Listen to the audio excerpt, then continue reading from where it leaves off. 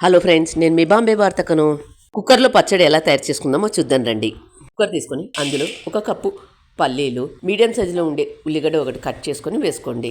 5-6 పచ్చిమిర్చి, 1 table spoon జీలకర్ర, 1 inch అల్లం, కొద్దిగా చింతపండు, 1/2 టేబుల్ స్పూన్ పసుపు, 2 మీడియం సైజు టమాటా పళ్ళు కట్ చేసుకొని వేసుకోండి. 1/2 కప్పు నీళ్లు పోసుకొని మూత మూసుకొని వెయిట్ పెట్టుకోండి.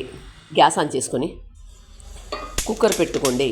మంటను మీడియం హీట్లో పెట్టుకొని కుక్కర్కి 2 విజిల్స్ వచ్చిన తర్వాత గ్యాస్ ఆఫ్ చేసుకోండి.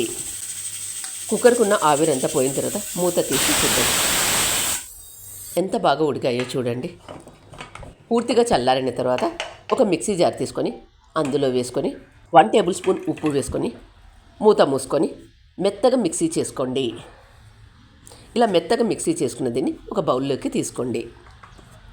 గ్యాస్ ఆన్ చేసుకొని పోపు గరిటె పెట్టుకొని 1/2 టేబుల్ స్పూన్ ఆయిల్ వేసుకొని ఆయిల్ వేడైన తర్వాత తాలింపు గింజలు వేసుకొని తాలింపు గింజలు వేగిన తర్వాత 2 ఎండుమిర్చి, కొద్దిగా కరివేపాకు వేసుకొని వీటన్ని బాగా వేగిన తర్వాత ముందుగా మనం తయారు చేసుకున్న పచ్చడిలో ఈ పోపు వేసుకోండి.